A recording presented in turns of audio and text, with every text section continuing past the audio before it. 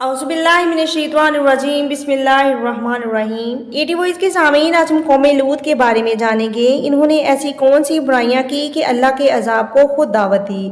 اس سے پہلے دنیا میں کسی اور قوم نے ایسا نہ کیا تھا، ایسی بدکاری جس کی مثال تاریخ میں کہیں نہیں ملتی۔ حضرت لوط علیہ السلام اللہ تعالیٰ کے برگزیدہ نبی تھے۔ آپ کے والد کا نام حاران تھا۔ آپ علیہ السلام کی پیدائش عراق کے ایک قدیم شہر ار میں ہوئی۔ حضرت ابراہیم علیہ السلام دراصل حضرت لوط علیہ السلام کے والد حاران کے سگے بھائی تھے۔ چونکہ حضرت لوط علیہ السلام کے والد بچپن میں ہی وفات پا چکے تھے، لہٰذا حضرت لوط علیہ السلام کو حضرت ابراہیم علیہ السلام نے اپنا بیٹا بنا کر پالا۔ آپ حضرت ابراہیم علیہ السلام پر سب سے پہلے ایمان لانے والوں میں شامل ہوئے۔ حضرت ابراہیم علیہ السلام کے زمانے میں اہل سدوم کی رہنمائی کے لیے نبوت کے منصب پر فائز ہوئے۔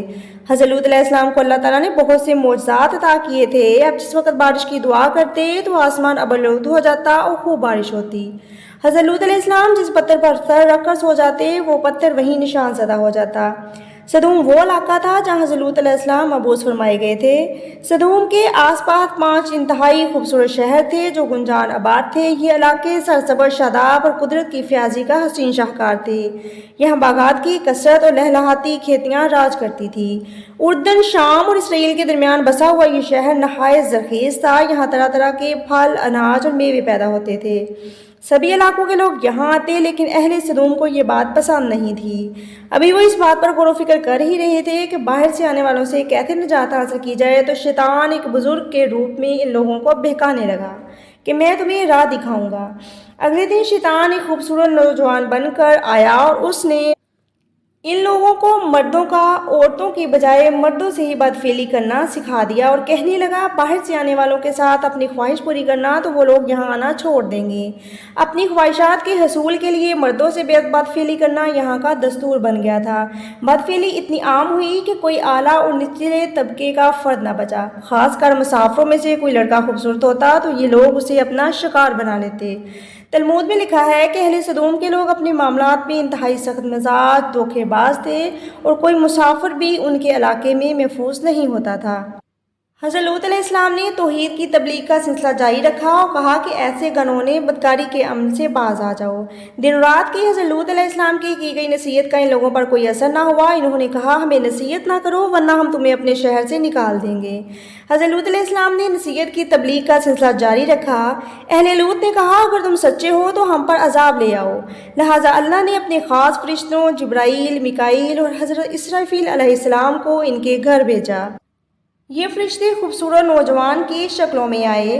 حضرت لوط علیہ السلام کی بیوی جو کہ وہلا کا نام تھا، وہ ابھی تک ایمان نہیں لائی تھی۔ اس نے یہ بات اہل سدوم میں پھیلا دی کہ لوط کے گھر میں 3 خوبصورت نوجوان تشریف لائے ہیں۔ قوم لوط آپ کے گھر کی طرف بھاگی۔ آپ نے ڈر سے اپنے دروازے بند کر لیے۔ ان تینوں کو ایک کمرے میں چھپا دیا۔ حضرت لوط علیہ السلام اپنے مہمانوں کی عزت کے خیال سے بہت گھبرائے ہوئے تھے۔ فرشتے یہ سارا منظر دیکھ رہے تھے۔ فرشتوں نے لوط کی پریشانی اور بے بسی کا عالم دیکھا تو حقیقت حضرت لوط علیہ السلام کو بتا دی۔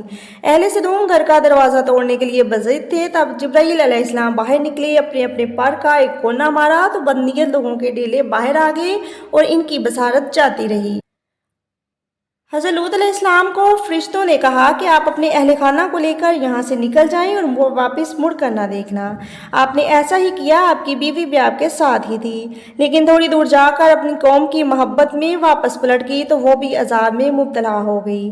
صبح کا آغاز ہوا تو حضرت جبرائیل علیہ السلام نے اپنی پر سے پوری بستی کو اکھاڑ دیا اور اپنے بازوؤں پر رکھ کر آسمان کی طرف چڑھ گئے اور وہاں سے بستی کو پورے زور سے نیچے دے مارا اور پھر پتھروں کی بارش شروع ہو گئی۔